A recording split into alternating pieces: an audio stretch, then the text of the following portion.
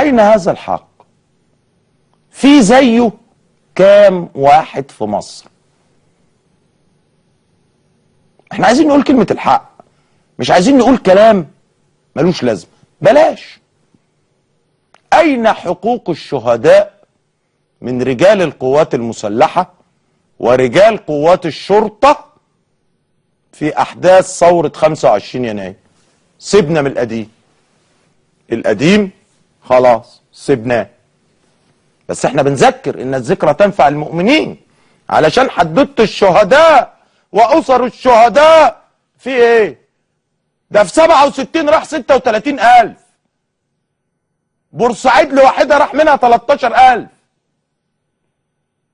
الله، الاسماعيليه راح منها 7,000، السويس طلع راح منها 15,000 في السويس.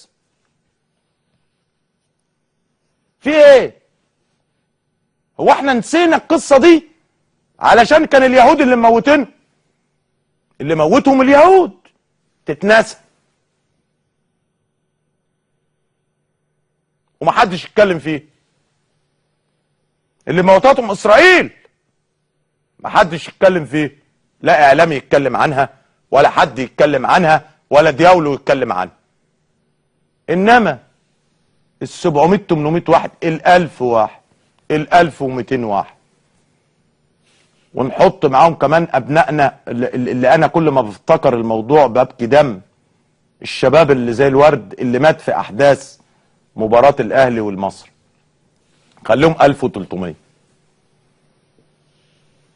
يا كأن مصر ما ماتش فيها شهداء من سنة الخليقة لغاية دلوقتي الا دول.